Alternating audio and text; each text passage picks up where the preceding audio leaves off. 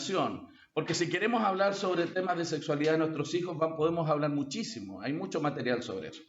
Pero quiero concentrarme en generar conciencia y dar algunas directrices sobre cómo los padres deberíamos abordar la formación en términos de sexualidad a nuestros hijos para prepararlos y ser muy conscientes cómo ellos deben vivir este concepto de la sexualidad antes de casarse en un mundo hipersexualizado, pero también cómo ellos deben mirar la sexualidad hacia el futuro y prepararlos también para eso.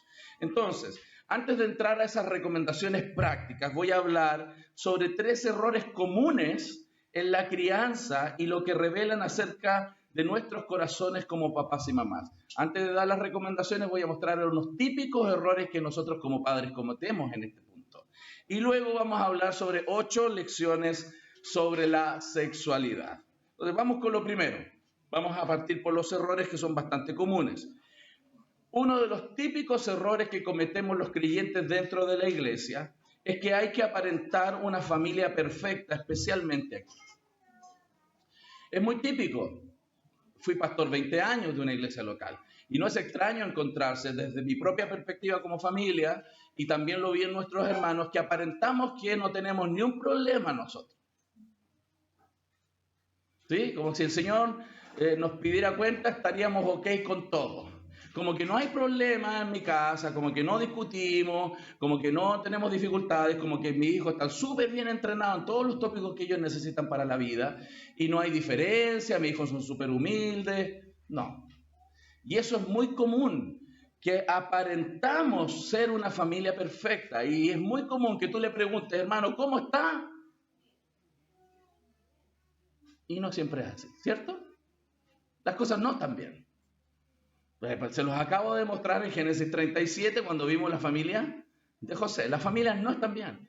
Y fíjate, a Dios no le complica eso. A nosotros nos complica. Porque somos orgullosos, queremos aparentar una imagen, que nadie nos diga nada, que lo podemos hacer solos, diferentes argumentos que encubren la debilidad real que tenemos en nuestras familias y por supuesto nos genera una tremenda debilidad porque no puede ser abordado. ¿Te imaginas que tú tengas un cáncer? No quiero, por supuesto, solo imagina. Y que vayas al médico y el médico te pregunta, ¿cuáles son sus síntomas? No, no tengo nada, no, me siento bien. Pero usted dijo que tenía un cáncer. Sí, no, pero no se preocupe, estoy bien, gracias. Sería ridículo, ¿cierto? Si usted no cuenta realmente lo que le pasa, ¿cómo el médico le va a ayudar? Si uno no confiesa, no abre la vida para que alguien pueda apoyar, ¿cómo va a recibir ayuda? Entonces es muy común que los cristianos queramos aparentar, y yo lo estoy tratando de tomar un poco coloquial el asunto, ¿no? Pero en la práctica eso se llama hipocresía. Vivimos a veces una hipocresía en la iglesia, aparentando ser familias perfectas, hermano, y estamos aquí realmente porque necesitamos ayuda. Y si pensamos en criar hijos en un mundo tan complejo como este, por supuesto que con mayor razón necesitamos ayuda. Porque una de las áreas más complejas de la vida es criar hijos. Y lo más loco de esto es que nos ponemos a tener hijos sin habernos preparado muchas veces. Son personas bien especiales las que se han preparado para eso. Hay, pero están en extinción. Porque la mayoría se casa, tiene hijos y nunca se preparó. Y llegaron, y ahí están. Y hay que criarlos. Y hay que criarlos en los caminos del Señor. Otros, peor aún, llegaron a Cristo sin ninguna posibilidad de acceso a la información y avanzaron los años criando sin ninguna perspectiva bíblica. Y hoy día están en la iglesia. ¡Wow! Es un tremendo desafío. Para cualquier disciplina en la vida, usted tiene que prepararse, ¿sí o no? O sea, usted, por ejemplo, si quiere ser astronauta, esos tipos se preparan un montón. Usted no llega a la puerta de la NASA, señor, quiero ser astronauta. ¿Me deja subir a una nave? No, usted tiene que hacer una carrera enorme para ser un astronauta. Yo te diría que debería ser así de exigente para ser padre. Porque estamos cuidando almas. Estamos criando hombres y mujeres para la gloria de Dios. Entonces debiera ser un trabajo muy específico, dedicado y entrenado. Gloria a Dios que la iglesia está haciendo eso. ¿Cierto? Que la iglesia está, y esta iglesia en particular, brindando esa orientación a través de estas conferencias, de la predicación de la palabra, Pero hermanos, conozco lugares donde esto no pasa. Entonces den gracias al Señor porque eso está pasando aquí, ¿cierto? Entonces, ¿por qué la gente tiende a aparentar? Por inseguridades, ¿cierto? Generan su identidad en función de lo que la gente piensa, o porque a veces hay contextos religiosos donde la gente es muy criticona. Eso pasa allá en Santiago. Yo sé que aquí eso no pasa, ¿no? Allá son criticones, chismosos. Pero yo sé que aquí no, aquí son más santos. O por desinformación, porque no tenemos suficiente información para poder resolver y encubrimos en la falta de información, ¿no? O porque hay pecado en nuestros propios corazones. ¿Sí? Podemos ser perezosos o podemos ser descuidados, complacientes con nosotros mismos, etcétera. Pecados que no permiten abordar la realidad de nuestras vidas y nuestras familias. O porque nuestros ojos no están puestos en Cristo, sino en la idolatría del mundo, las cosas que valora el mundo. Por ejemplo, pudiera un padre estar más preocupado de cosas que no son tan importantes para el Señor. Como por ejemplo, cómo va a ser mi hijo en el deporte, si va a ser exitoso financieramente, si va a tener una casa, si se va a casar bien, dirá alguno, si va a tener una profesión, ¿cierto? Entonces, este tipo de enfoque no significa que no debamos tener unas metas en estas áreas con nuestros hijos, pero si pensamos que esto es lo que el Señor pone en primera prioridad, estamos errando. Estamos errando. Y eso encubre a veces nuestra idolatría de nuestro propio corazón. Nosotros debemos poner el énfasis entonces en formar esos discípulos. Y Paul Tripp dice en uno de sus libros, ¿no? Dice, ¿por qué cuestionamos la fidelidad de Dios? ¿Por qué creemos que estamos soportando más de lo que podemos llevar? ¿Por qué buscamos por alguna escapatoria? ¿Por qué no estamos confortados por la presencia y las promesas de Dios? La respuesta es idolatría. Cualquier situación que amenace el deseo de mi corazón por las cosas de este mundo me parecerá insoportable. Y hay un ídolo en Latinoamérica muy fuerte. El ídolo más grande que uno encuentra a veces en la iglesia es el veneradísimo ¿qué dirán?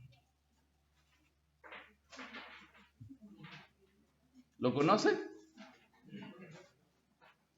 Y nos movemos en el día a día y en la iglesia por el qué dirán el hermano, qué dirá el pastor. Estamos más preocupados de la opinión de los hombres que la opinión de Dios. Y ese es un ídolo muy fuerte. Fíjense que los gringos, que he tenido la posibilidad de compartir un poco más con gringos, no son tan preocupados del que dirán, les da lo mismo lo que los demás opinan. En ese sentido son mucho más francos. Tienen otras debilidades. Pero nosotros, los latinos, somos muy preocupados del que dirán. Y reaccionamos en función de lo que los otros puedan llegar a decir, en vez de estar preocupados de lo que el Señor dice en su palabra para concentrar nuestras acciones en resolver las necesidades. ¿Sí? Entonces, hay personas que hacen decisiones basadas en el que dirán. Están, como dice la Escritura, más atentos de lo que el ojo de otro pueda ver. Están trabajando para el ojo humano. ¿Sí? Si el ojo humano no me está viendo, no me muevo. Pero si van a decir algo, me muevo. Fíjense, ¿les ha pasado algo así a veces o no? O estoy hablando de algo muy extraño, ¿no? ¿Les ha pasado? No se atreven ni a mover la cabeza. Vivimos en función de eso, hermano. Si uno no es honesto en esta área, vamos a vivir fracasando. Y estas áreas, hermanos, yo te digo, puedes fracasar en lo financiero, puedes perder tu casa, puedes perder todo lo que tuviste, pero perder tus hijos, eso no se puede. ¿Se fijan? Ahí no, hay que ponerle empeño, hay que enfocarse. Entonces, no importa lo que otros vayan a opinar, lo que importa es lo que Dios opina. Eso es lo que importa, eso debe mover nuestro actuar. Fíjense, y estoy haciendo la introducción para hablar de sexualidad, pero es que no podemos llegar a ese punto si no rompemos estas barreras idolátricas con que nos movemos. Si no confesamos la realidad, si no exponemos la realidad, es imposible que alguien nos ayude. Es como encubrir los síntomas a un médico. Y lo peor que el médico que tenemos lo conoce todo, ya sabe él, pero está esperando que tú confieses, que tú muestres. Porque ahí hay una posición de humildad para escuchar el consejo divino. Entonces, la Escritura dice en Hebreos 12, puestos los ojos en Jesús, el autor y consumador de la fe, el cual por el gozo puesto delante de él sufrió la cruz, menospreciando lo oprobio, y se sentó a la diestra del trono de Dios. Ahí es donde tenemos que poner nuestros ojos, no los ojos en la gente, en lo que ellos opinan, sino en el Señor, porque Él sí puede resolver los problemas. ¿Tú crees que las personas son capaces de resolver tu necesidad? No, los seres humanos somos muy limitados. Por eso pon tus ojos y tu confianza y tu motivación de hacer las cosas en lo que Dios dice, no lo que la gente opina. ¿Sí? Eso te va a liberar de esas trabas para poder abordar las necesidades reales. Eso en la práctica, en la Biblia lo pone muy claro, eso es idolatría. ¿Sí? Cualquier cosa que gobierne mi corazón y mi actuar y que mueva todo lo que yo hago y decido, eso es idolatría, si no es Dios. ¿Ok? Lo segundo, ¿cuál es otro error común? Culpar a nuestros padres por cada mala actitud, debilidad nuestra o falta de oportunidad respecto a la crianza y matrimonio. También me he encontrado con esos comentarios de que algunos dicen que no están bien en sus matrimonios, en sus familias, porque sus papás nunca les dijeron. Entonces la culpa lo tienen los papás. Eso es muy común. Desde Génesis 3. La culpa la tiene cualquier otro menos yo. ¿Cierto? Desde Génesis 3. Es que mi papá no me habló, que mi papá no me enseñó, que mi papá no fue un buen modelo. Pero tienes la Biblia. La Biblia tiene el mejor papá, tiene el mejor modelo y tiene la mejor ruta para poder formar una familia. Entonces, no podemos vivir echándole la culpa al otro de cómo estamos haciendo familia, hermanos. Esa técnica es de Satanás, de culpar a otro, y es algo que está muy incrustado en la cultura. Les voy a dar un ejemplo nomás, que voy a poner un ejemplo extremo. Hay una cantante norteamericana, que se llama Ann Russell, y ella tenía algunos problemas de comportamiento, algunos problemas de comportamiento, y aquí los vamos a ver. Y ella decía que todos los problemas de su comportamiento no es su culpa, otros son los culpables. Miren, fui a mi psiquiatra para ser psicoanalizada, para saber por qué maté al gato y le dejé el ojo morado a mi esposo. Tenía unos problemas de conducta. Me mandó a recostarme en un suave sillón para ver lo que pudiera encontrar, y esto es lo que desenterró de mi mente subconsciente. ¿Qué tenía en su mente subconsciente, según ella? Cuando yo tenía 1 año, mi mami escondió mi muñeca en un maletero, y así sigue naturalmente, y por eso siempre estoy ebria. Esto es real, en su biografía. Cuando yo tenía 2 años, un día vi a mi padre besar a la criada, y es por eso que ahora padezco de cleptomanía. Suena ridículo, ¿cierto? Pero la gente vive así, echándole la culpa siempre a otro. Todas las escuelas de psicología, todas, ven al hombre no culpable, víctima de su entorno. Y muchos hombres y mujeres siguen culpando a sus padres por el modelo que ellos son hoy día. A los 3 años tuve la sensación de ambivalencia hacia mis hermanos, y así sigue naturalmente, envenené a todos mis amantes. Pero estoy feliz. Ahora que he aprendido la lección que esto ha enseñado, que todo lo malo que hago es culpa de otra persona. Yo sé que este es un caso extremo, pero en algo a veces tocamos aquí nosotros, porque empezamos a culpar a otros, ¿cierto? Lo que dije en una charla de la mañana, justificamos nuestro pecado con el pecado de otro. Hermano, no. Nosotros tenemos una responsabilidad muy grande respecto a la crianza de nuestros hijos, y un error común entonces, por uno es aparentarse en una familia perfecta, y otro exculparnos culpando a otros por no hacer lo que tenemos que hacer. No podemos seguir con ese mambo. Tenemos que cambiar, hermanos, y asumir nuestra tremenda y valiosa responsabilidad delante del Señor. Y tercero, dependemos de nuestras tácticas y habilidades en vez de la gracia y el poder de Dios. A veces creemos que porque la mamá nuestra lo hizo de una manera y la abuelita me dijo no sé qué cosa y yo sé lo que tengo que hacer, esa confianza en nosotros y en este mundo y en la gente reemplaza la confianza que debemos tener en el Señor. Así como en 2 Samuel se dice, porque ¿quién es Dios sino solo Jehová? ¿Y qué roca hay fuera de nuestro Dios? Dios es el que me ciñe de fuerza y quien despeja mi camino. Para criar nuestros hijos necesitamos mucho de la gracia del Señor, pero esa gracia obra en cualquier necesidad cuando la reconocemos, cuando no la ocultamos, cuando estamos siendo francos delante del Señor para tratar las áreas de nuestra vida. Entonces, con eso en mente vamos a las lecciones. ¿Se entendió, cierto? Yo sé que a ustedes no les golpean estas cosas porque ustedes son muy santos, pero por si acaso, si ustedes llegan a conocer a alguien, usted le puede comentar, ten cuidado con esto, ¿sí? Amén. Gloria a Dios.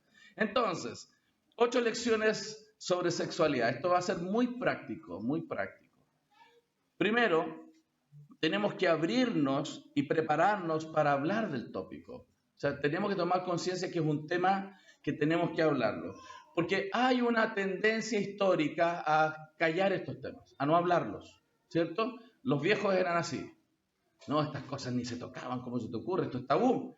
Tabú. Entonces, no hay que hablarlo. Y llega la gente al matrimonio y más, están en su adolescencia sin hablar sobre sexualidad.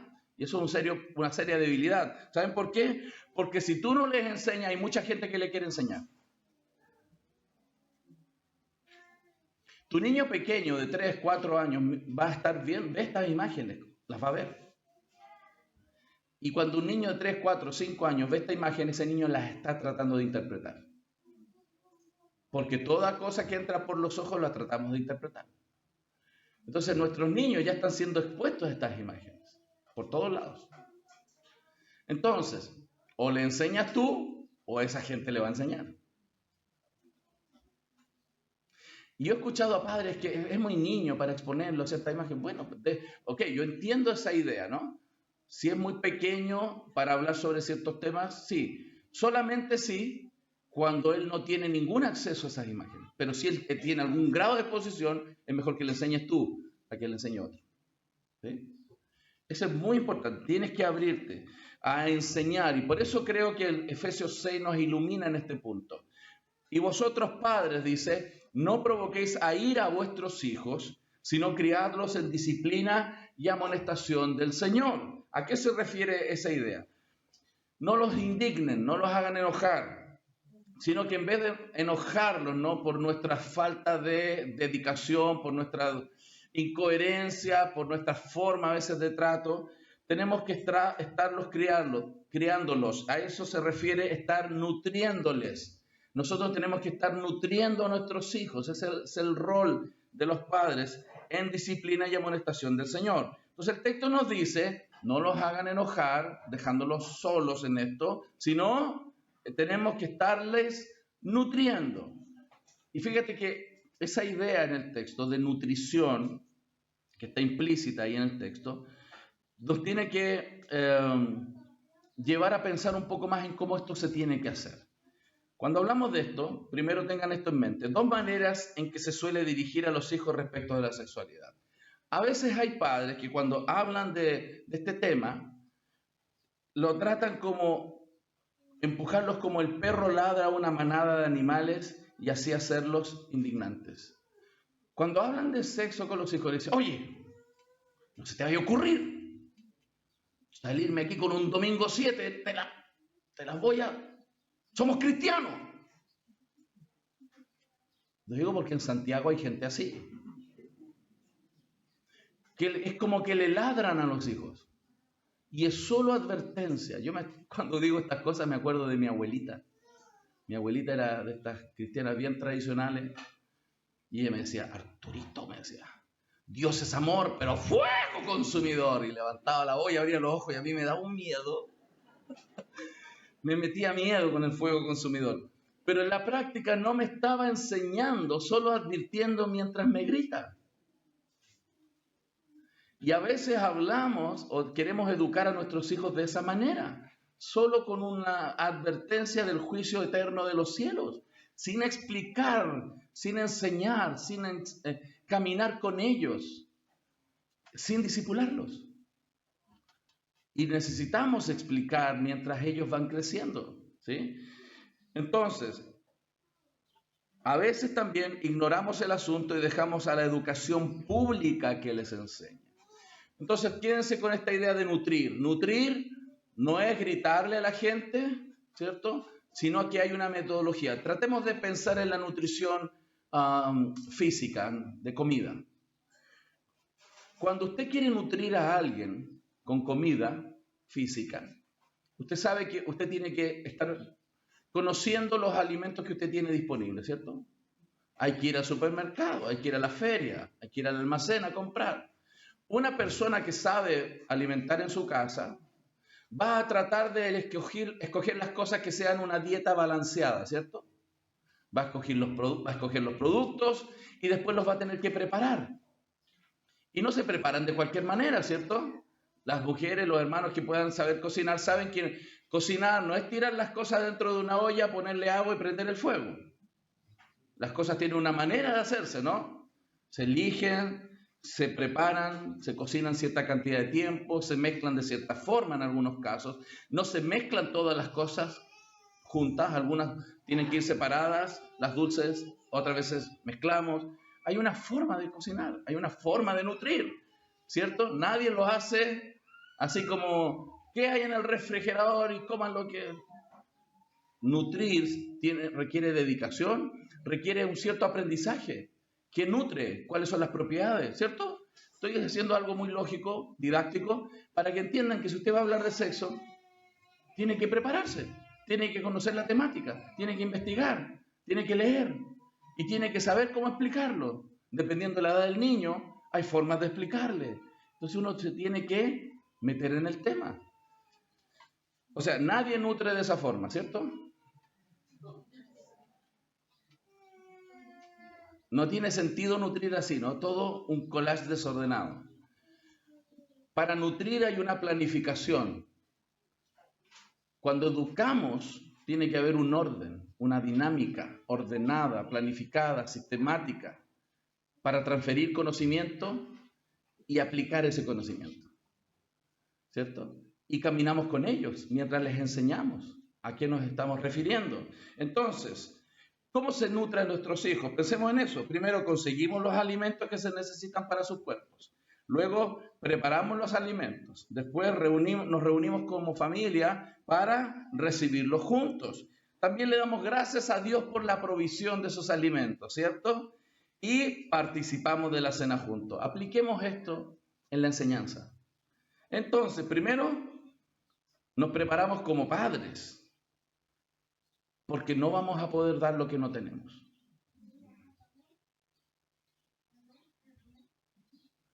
Nunca le vas a poder entregar algo a tu hijo que tú ni siquiera sabes. Entonces necesitas saber. ¿Cierto? Tiene lógica, ¿no? Estoy siendo muy didáctico porque a veces estos pasos simples perdemos de vista.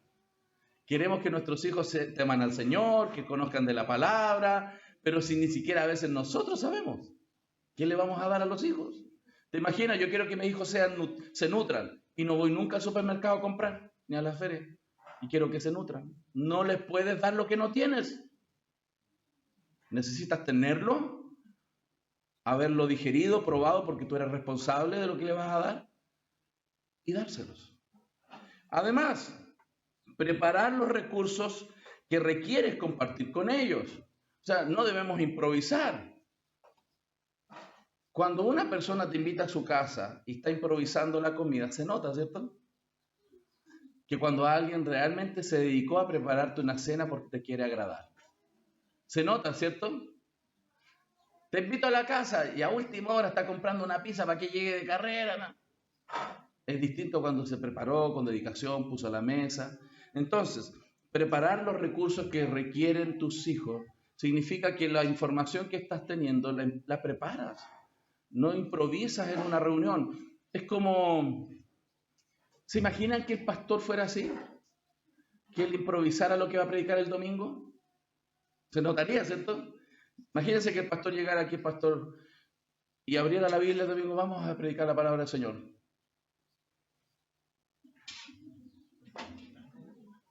El Señor dice y se pone a predicar. Sería loco eso, ¿no? Es como los pancitos de vida. Aló, por si acaso digo, ¿no? Que es como el horóscopo, ¿no?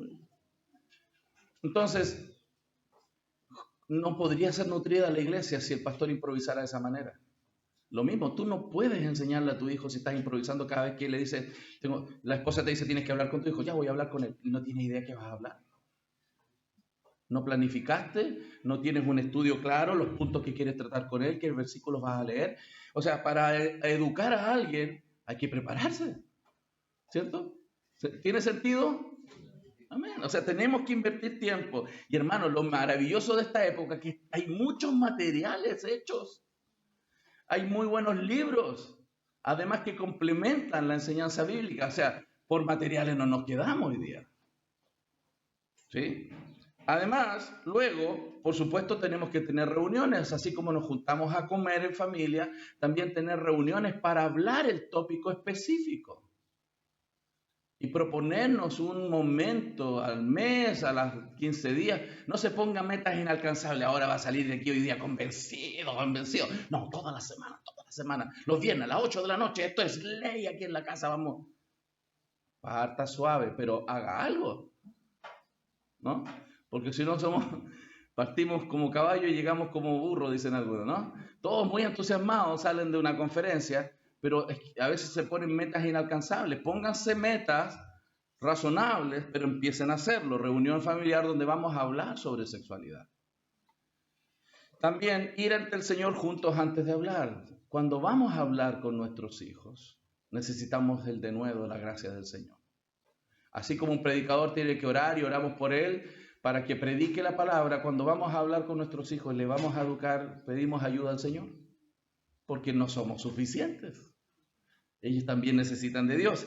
Y finalmente, no dictarles, sino conversar. En estos tópicos en particular, hermanos, yo creo que en todo, pero con esto con mucho mayor intencionalidad, no sea un predicador, dialogue, pregunte, ¿qué piensas de esto? ¿Qué piensas? ¿Has escuchado la palabra homosexualidad? ¿Qué significa para ti? A veces pensamos que los hijos te entienden bien. A veces han aprendido no de nosotros una definición y necesitamos conocer qué piensan, qué opinan. Necesitamos dialogar con ellos. Entonces, esto sería un patrón didáctico si usted quiere ejecutar una conversación sobre sexualidad. Vamos a seguir. Segundo, vamos a enseñarle primero la legitimidad de las relaciones sexuales dentro del matrimonio. Porque el sexo está dentro del plano del diseño de Dios. Por lo tanto, el sexo es bueno, no es malo. A veces se mira así con recelo porque vemos la corrupción en el mundo, pero el sexo es bueno dentro del pacto matrimonial. Entonces tenemos que enseñarle lo bueno del Señor antes que advertirle lo malo. Porque lo primero que empezamos a hablar es lo malo. No, hable de lo bueno. Porque lo que Dios hizo es bueno. Entonces muéstrele que Dios ha diseñado la sexualidad para su vida en el marco del matrimonio para que Él tenga también disfrute a través de lo que Dios le ha provisto. Y así Él va a apreciar aquellas cosas que la propia Biblia dice. Es tan hermoso lo que el texto dice en este sentido. Miren lo que dijo Adán. Ahora, esto es ahora hueso de mis huesos y carne de mi carne. Él estaba entendiendo realmente quién era Eva en ese minuto, por eso dijo esto, ¿no? Alguno puede decir, ¡ay, qué ofensivo! No, porque estaba entendiendo lo increíble que estaba puesto delante de sus ojos y que era parte de sí mismo. Y esta unión representa algo muy hermoso. Dicen, esto será llamada varona, porque del varón fue tomada. Por tanto, dejará al hombre a su padre y a su madre y se unirá a su mujer y serán una sola carne. Y estaban ambos desnudos, Adán y su mujer, y no se avergonzaban. Entonces, Dios diseñó la sexualidad y debemos forjar esta idea positiva de la sexualidad en la mente de nuestros hijos, pero en el plano bíblico, dentro del pacto matrimonial, para la gloria de Dios. Cuando nuestros hijos van entendiendo que hay algo bueno a lo cual Dios le está dando acceso en cierta etapa de su vida, él puede valorar lo que Dios dice y no mirar el sexo simplemente en términos seculares como una autocomplacencia. Y es por eso que le decimos, mira, vas a vivir en una etapa de tu vida la sexualidad. El mundo quiere adoctrinarte con un uso desmedido y destructivo del sexo, que daña. Y les puedes dar ejemplos dependiendo del rango etario, ¿no? Acaba de salir hace unas semanas atrás el testimonio de una joven, y estuvo muy metida en las redes sociales, que ella, hoy día hay un dualismo en la cultura, que dicen, una cosa es mi cuerpo y otra cosa es la persona. Que son dualistas. Es una filosofía, está en la cultura. Entonces, una cosa es mi cuerpo y otra cosa soy yo. Entonces, las jóvenes están viviendo esa filosofía dualista. Entonces, le da lo mismo lo que haga su cuerpo sexualmente, porque yo soy yo, otra cosa separada. Dios no separa el cuerpo del ser, somos una unidad. ¿Qué le pasó a esta mujer? Ella se propuso tener relaciones sexuales con hombres, 100 en un día. Salió en las redes sociales, en las noticias. Y ella pensó que no le iba a pasar nada. Y está destruida en su alma. ¿Le afectó? Por supuesto. Entonces, fíjense, el mundo le pone esas ideas en la mente de los jóvenes. Que no importa lo que hagas con tu cuerpo, solo necesidades instintivas, necesidades animales, solo placer, que eso no está conectado con el alma. Sí está conectado, hermanos. Dios nos hizo una unidad. Entonces, podemos mostrarle a nuestros hijos que sí hay un orden, que Dios quiere que ella viva y disfrute de eso dentro del pacto del matrimonio. Y que vea lo hermoso, placentero y el propósito que el sexo tiene. Entonces, mostrémosle la belleza, mostrémosle lo bueno, mostrémosle lo hermoso. Y ahora, si tú no has podido vivirlo de esa manera, trabaja en eso.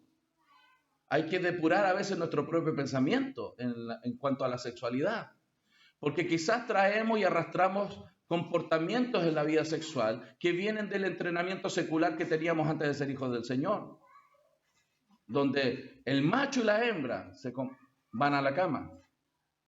No, Dios le da otro sentido, le da un sentido mucho más sublime, más hermoso, que lo que el mundo está proponiendo. Nabucodonosor, ¿cierto? Cuando él fue degradado por ser orgulloso, lo conversamos en la mañana, cayó en ese comportamiento animal. Hoy día la sexualidad está siendo vista solamente en términos animalescos, de apareamiento.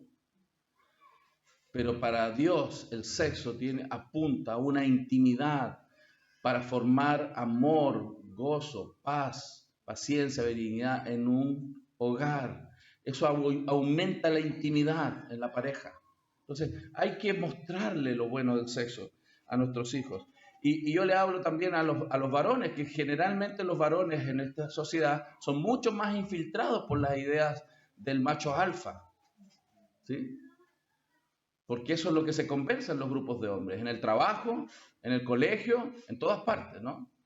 Donde hay una cosificación de la mujer. Hoy día eso también está pasando en el lado femenino, ¿no?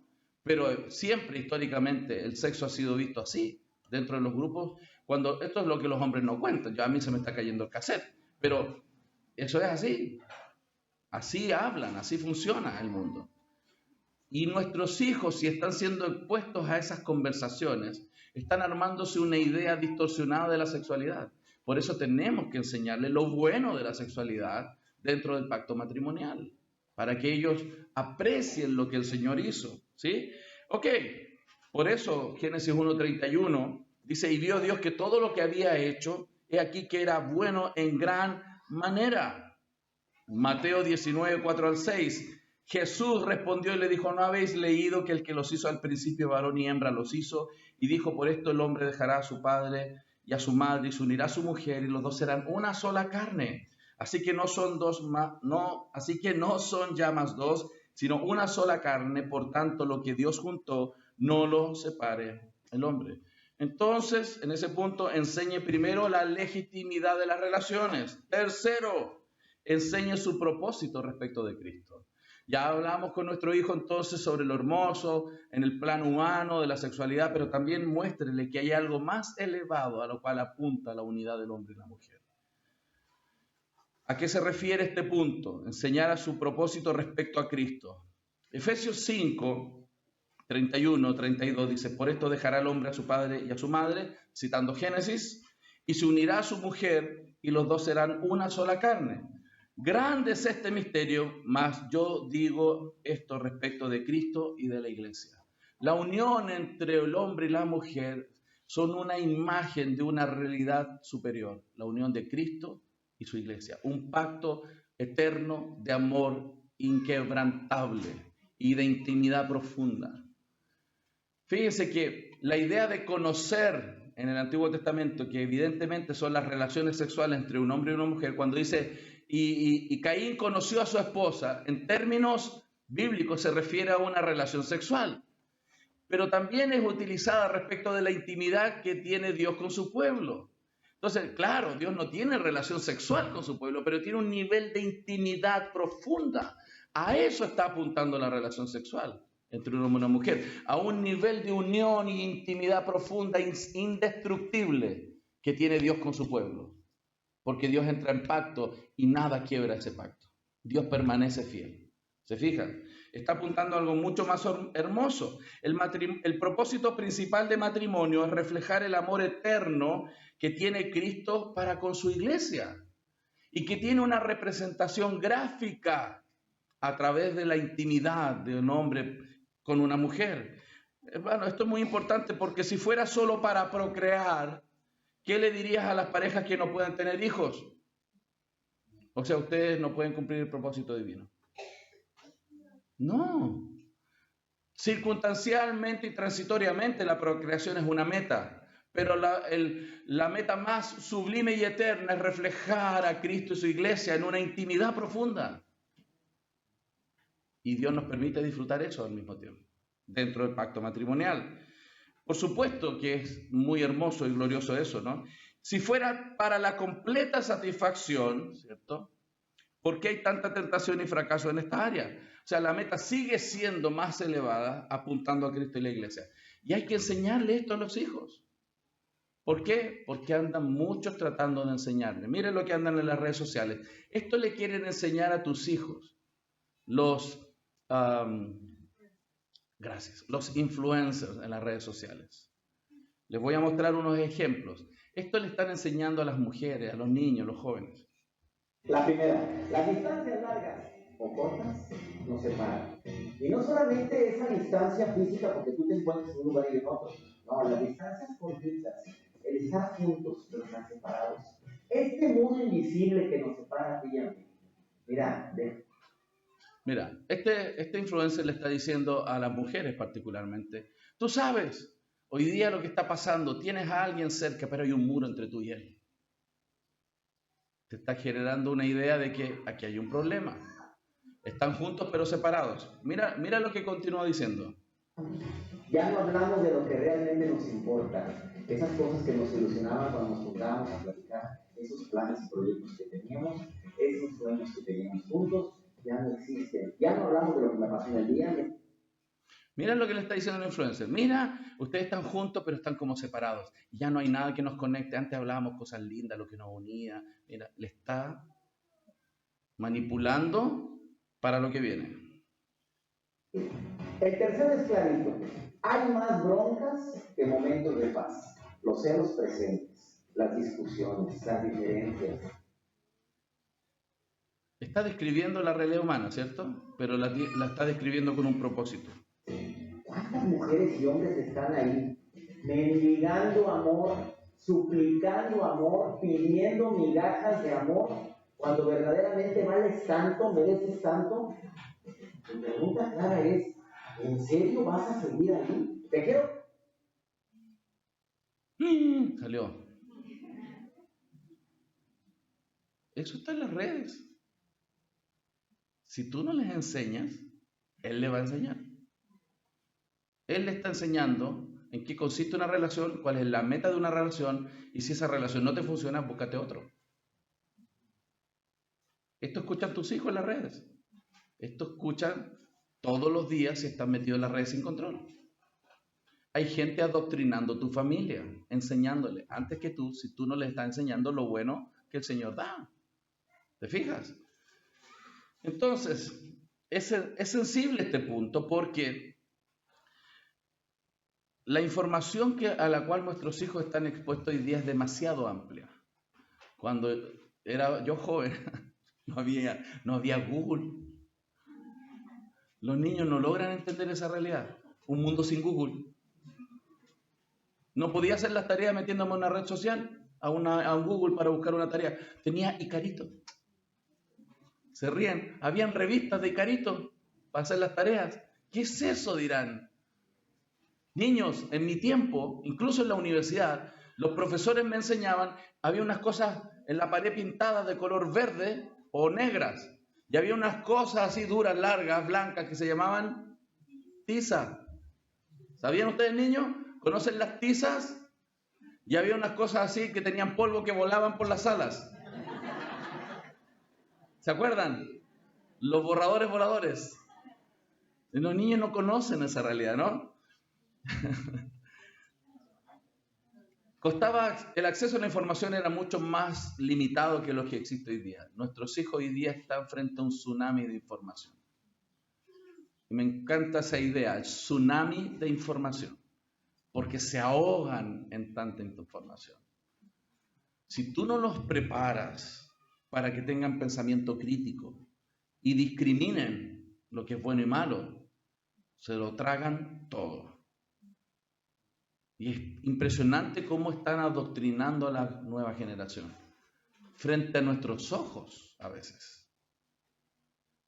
Entonces, necesitamos poner atención para mostrarle lo bueno de la sexualidad, prepararnos para eso, mostrarle lo hermoso de este misterio de Cristo y la Iglesia. Gary Thomas dice, es desafortunado y triste cuando algo tan profundo como vivir una analogía de Cristo y su Iglesia es reducido a experimentar esta relación meramente como algo que nos ayudará a evitar el pecado sexual, a mantener el mundo poblado y a proveer una cura para la soledad. Sí, puede colaborar en eso, pero eso no es lo más glorioso. Se trata de Cristo siempre. El concepto teológico tiene que estar en nuestra enseñanza, porque vivimos en el mundo de Dios, no en el nuestro. Vivimos en la realidad dada y creada por Dios, no nosotros.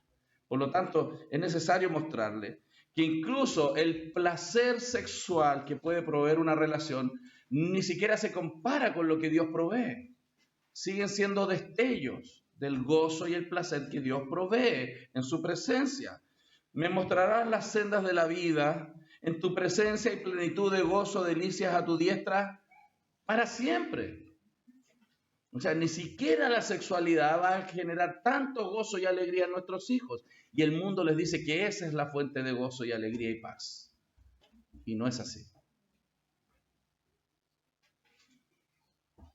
Por eso es bueno mostrar la realidad de la sexualidad, lo hermoso, pero también la limitación que ésta tiene. Porque también el mundo les pone una expectativa que no es real. La pornografía es una sexualidad subrealista, imaginaria, no es real, no es real. Y se la ponen en la cabeza a los niños y a las niñas. Salmo 73, 25 al 26. ¿A quién tengo yo en los cielos sino a ti? Y fuera de ti. Yo pregunto, ¿qué parte del nada no entendemos? El salmista no está mintiendo, ¿no? No creo que él esté exagerando. Él está diciendo exactamente las palabras que Dios quería que tú y yo supiéramos. En esa presencia, en la realidad divina, a lo que apuntamos hacia la eternidad, va a ser tal gozo y alegría que no hay nada en la tierra que se pueda comparar con eso. Por lo tanto, cuando nosotros les hablamos de sexualidad a nuestros hijos, incluso les hablamos de lo bueno de la sexualidad, le decimos, hijo, aún con todo lo que Dios te ha dado y te dará a través de la sexualidad, nada se compara con que tú estés en comunión con Dios. Y que Dios regule tu vida, que Dios regule tu sexualidad, que Dios dirija tu vida, que Dios dirija tu sexualidad. Porque si no ponemos a Dios en la mente y el corazón del muchacho, sus emociones y los patrones de la sociedad van a guiar su vida y su sexualidad. ¿Se entiende? Entonces, fuera de ti, nada deseo en la tierra. Mi carne y mi corazón desfallecen, mas la roca de mi corazón y mi porción es Dios para siempre. Entonces, tercer punto, enseñamos el propósito respecto de Cristo. Cuarto, enseñar su propósito respecto a su futuro o futura esposa. Claro. Y aquí nosotros lo hablamos con nuestros muchachos. Yo tengo dos varones de hijos, dos hijos. Uno es Matías, 25 años, soltero, por si acaso. Yo lo ando promocionando. Y esta es la foto. No. Ingeniero, está trabajando 2 años, está listo para casarse. Ok. Estuviera aquí y me diría mi papá. Y el otro tiene 20. El de 20 ya está comprometido con una mexicana, ¿no? Está en segundo año de teología y está avanzando y él ya se quiere casar. Son muy distintos. El mayor lo empujamos para que se case, lo animamos a que valore y aprecie el matrimonio, y el otro hay que frenarlo.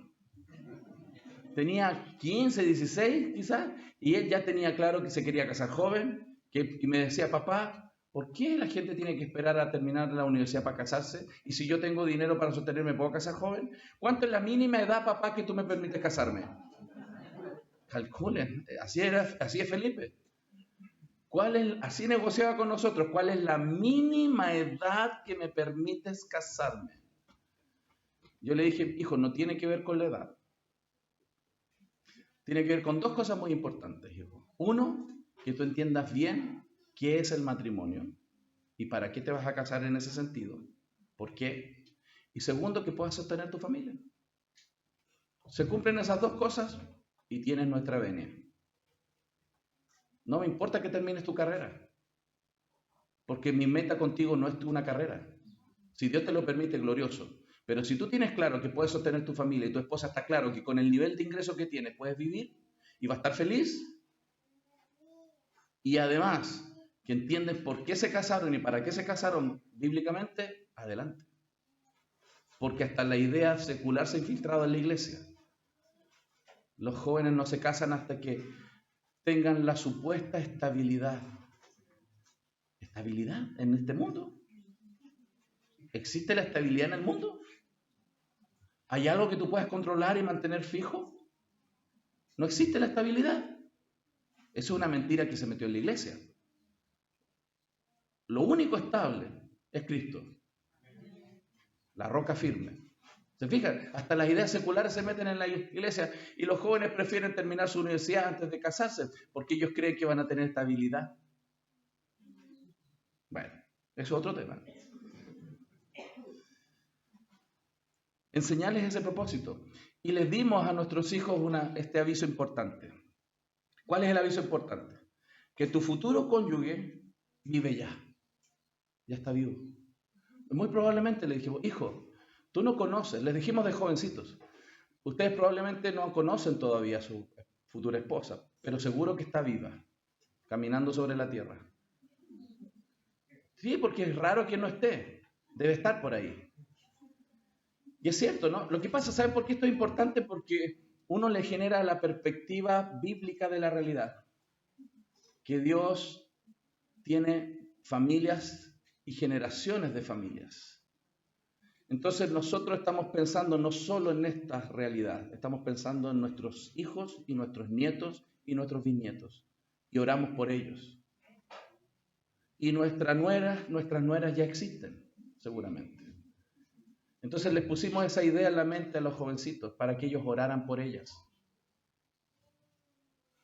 y se guardaran para ellas, porque ya están, que fueran fieles a ellas antes de conocerlas. Y les dijimos, decide amarla, le dijimos, decide amarla a ella, aunque no la conoces. ya lo suficiente para esperarla, respetarla y honrarla. Porque ya está en el corazón de Dios quién es esa mujer. Esa es una perspectiva bíblica de la realidad y del futuro. Ya estamos orando. ¿Sí? Y cuando aparece, estamos revisando bíblicamente si es lo que el Señor ha traído. Gracias al Señor, a la joven que hoy día se ha comprometido con mi hijo Felipe, vemos que es una mujer piadosa, que ama al Señor, ¿cierto? Que es lo más importante. No me importa si estudió o no estudió, si sabe cocinar o no sabe cocinar, lo más rico del mundo. Si ella ama a Dios con todo su corazón, su alma y su mente, y ama a su prójimo como a sí mismo, y ama a mi hijo. Y ya. ¿Necesitamos más que eso? No. Pero se ha metido la idea del mundo en la iglesia. ¿Sí o no?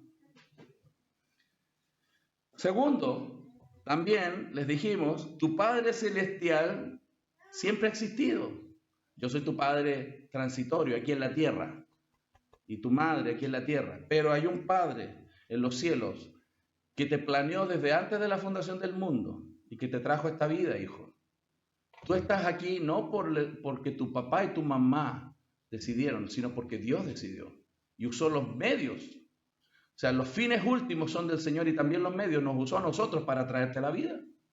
Dios pensó en ti y te creó, hijo. Entonces, ¿a quién le debes más? No a mí ni a tu mamá, a Dios. Por lo tanto, si vas a pensar en casarte, decide amarlo a Él, a tu Padre Celestial, lo suficiente para esperar en su plan, respetarlo a Él y honrarlo a Él por lo que Él ha diseñado para tu vida. Y esa ha sido una constante conversación con nuestros hijos. Y eso es muy importante, porque ¿qué estamos haciendo con esto? Le estamos dando dirección, el norte bíblico. Porque, ¿cómo funciona hoy día la cosa? ¿Cómo encuentra la gente a su esposo? Porque le gustó, porque estaba linda, estaba lindo, porque tenemos química. Química. ¿De dónde salió esa idea? ¿Saben o no? De la visión secular de la historia. Porque, ¿qué creen los evolucionistas? Que nosotros somos materia y energía, ¿cierto? No creen que tenemos alma. Entonces ellos creen que las emociones son simplemente una actividad química del cerebro. No tenemos alma para los evolucionistas. Entonces ellos cuando interpretan a un hombre que ama a otro, o una mujer, dicen, es química. De ahí salió, tenemos química. Fíjense, de ahí salen las ideas. Entonces, esto ayuda a que el joven centre su visión de su realidad, corandeo, frente al Señor, de cara al Señor, y segundo, en una realidad donde él está esperando que esa mujer llegue. Imagínense que tuvimos la experiencia que uno de los dos nos salió más romántico, ¿cierto? Es más romántico, el menor es más romántico. Y él, es como, su mamá un poco así, le gusta la música, es romántica, yo un poco, no tanto, pero, y Felipe salió muy romántico, escribe, y ¿sabe? Le escribía, sin conocerla, cartas, ¿sí? Y ahora se las mostró a ella cuando la conoció. Él estaba orando por la mujer que Dios tendría para su vida. Hermanos, plantemos esas ideas en nuestros muchachos, porque eso los va a proteger de muchas cosas. Y saben que lo más riesgoso es que los va a proteger de sus propios corazones, porque son engañosos, ¿cierto? Quinto, enseñar su propósito respecto a su futura familia. Claro, y les decimos, evidentemente Dios quiere, hijo, que tengan hijos, y yo quiero nietos. Dios quiere que nos multipliquemos, por supuesto, eso es parte del plan divino, si Dios te lo permite. Y si no te lo permite, eso no te hace menos familia, porque incluso podrías adoptar o cuidar a otras personas. Salmo 127, le ponemos esa mente, tener hijos es una bendición. He aquí, herencia de Jehová son los hijos, cosa de estima el fruto del vientre. como saetas en mano del valiente. Le generamos una idea correcta del valor y la belleza de tener hijos. Porque este mundo no lo ve así hoy día. Este mundo ve al niño como una cifra de presupuesto mensual que hay que cubrir. ¿Sí o no? De hecho, la familia dice, no voy a tener más hijos porque en mi presupuesto no me va a alcanzar. O sea, ven el valor de un niño de acuerdo a un presupuesto mensual. Eso vale un niño al mes. Y por eso deciden la cantidad de hijos. No estoy diciendo que tenemos que no tener conciencia y sabiduría, pero cuando la gente, y yo mismo lo hice, reflexiona sobre la cantidad de hijos, ¿qué piensa? Si le voy a poder pagar los estudios, la vida que le quiero dar, la que yo decido tener, no la que Dios me quiere dar, la que yo quiero tener. Y ese es mi marco para definir la cantidad de hijos. Imagínense. ¿Y esta idea? ¿Dónde está? Así son los hijos habidos en la juventud, bienaventurado el hombre que... ¿Dónde quedó ese versículo en la iglesia hoy día? Yo me arrepiento hoy día y lo confieso públicamente, porque la decisión de tener 2 hijos fue mía. ¿Por qué? Razones económicas. Y me he tenido que arrepentir por mi propio pecado, porque yo puse primero la cantidad de dinero y el estándar de vida que quería darles yo y no la voluntad del Señor. Ese texto lo pasaba de largo.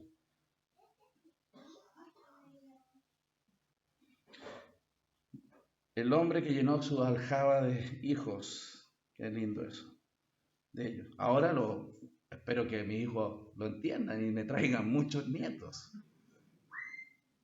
Yo les voy a ayudar mientras pueda. No será avergonzado cuando hablare con los enemigos en la puerta. Entonces, esa idea, si fijan, pone una perspectiva correcta del sexo, una perspectiva correcta de la familia, de la cantidad de los hijos. O sea, estamos ordenando, estamos cambiando las mentiras por verdades. La gente, ¿se acuerdan que cambió la verdad por la mentira? Y eso tiene el mundo como está. Ahora, ¿qué tenemos que hacer los cristianos? Cambiar las mentiras por verdades y renovar el entendimiento, como en el área de la sexualidad y la familia. Porque la familia actual está deconstruida, distorsionada por las mentiras que Satanás ha infiltrado en este mundo. Entonces, les dijimos, ama a tus hijos, a tus futuros hijos, lo suficiente para darles una familia según el plan de Dios. Porque lo mejor que puede tener un humano aquí en la tierra cuando niño es tener 2 padres que aman al Señor y guardan sus mandamientos. No es la cantidad de dinero que tiene esa familia, no es el auto, no son las vacaciones que les puedes dar lo mejor que necesitan los niños. No, lo que mejor puede tener y debe tener un niño es 2 padres que amen al Señor y guarden sus mandamientos. Eso es. Sexto, ahí recién les vamos a enseñar el mal uso del sexo. Recién el mal uso. Ya les había anticipado, creo, no me acuerdo. Ya. Perdón, hermanos, he enseñado tantas veces estas semanas en diferentes lugares. Llevo 3 semanas en Chile, creo que llevo como 14, 12 conferencias, no sé, que de repente tengo un déjà vu, como, ya creo que lo dije, y empiezo a dudar. Voy a tener que revisar mi agenda. Ok. Enseñar el daño del mal uso. Como les dice aquí la película de La Cenicienta 2, fíjense lo que esta película le enseña a nuestros hijos, y particularmente a las niñas, que seguramente verían con mayor probabilidad esta película. ¿Quién puede decir que las reglas deben permanecer igual para siempre?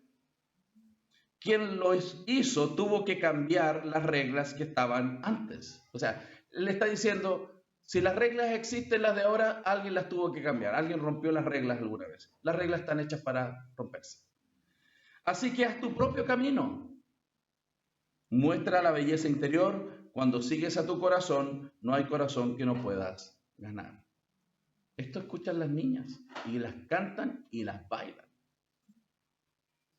Aquí les están adoctrinando diciendo, las reglas están hechas para romperse, no importa lo que la gente diga, lo que tienes que hacer es seguir tu corazón.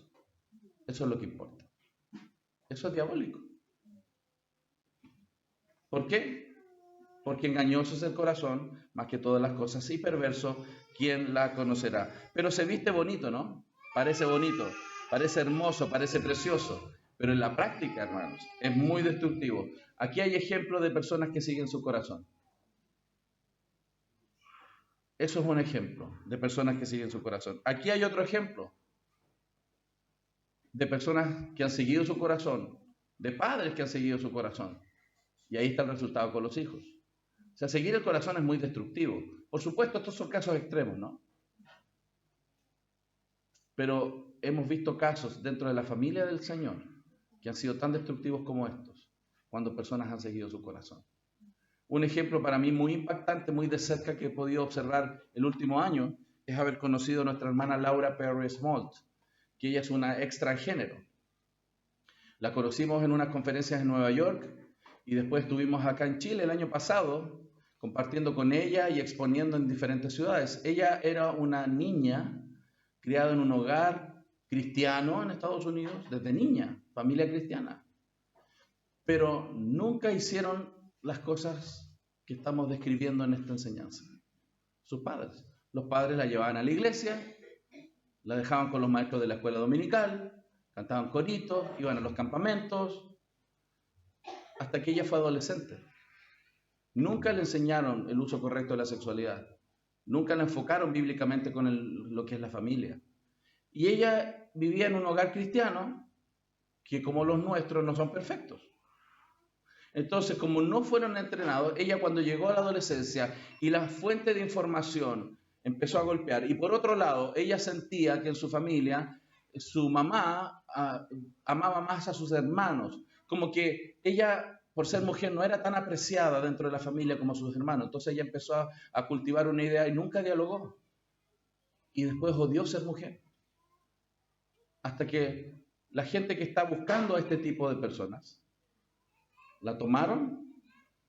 Cuento corto, se sacó sus senos, se sacó todo su interior, se empezó a meter hormonas y hizo la transición. Tenía barba, fue activista en movimiento LGBTQ, ideología de género, en Estados Unidos, y estuvo toda la vida en la iglesia.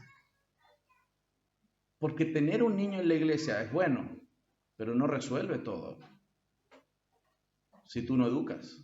Porque aquí en el culto no les puedes educar, la iglesia no le va a educar lo que tú puedes y debes educar en casa. Entonces ella fue activista hasta que, por la misericordia del Señor, cuando vio a su madre, después de mucho tiempo, al principio la mamá, por supuesto, destrozada, ¿no? Su familia destrozada. Y ella trató de influir en ella para que se arrepintiera, pero ella no, se cerró y se fue. Ella siguió orando hasta que la madre realmente tuvo una conversión a Cristo y comenzó a reposar en la gracia del Señor. Y amarla a su hija, a pesar de lo que era, lo que se había convertido, y siempre abriendo la puerta y animándola a considerar los caminos del Señor. Ella se convirtió, Laura. Cristo la alcanzó. Hoy día está casada con un hombre.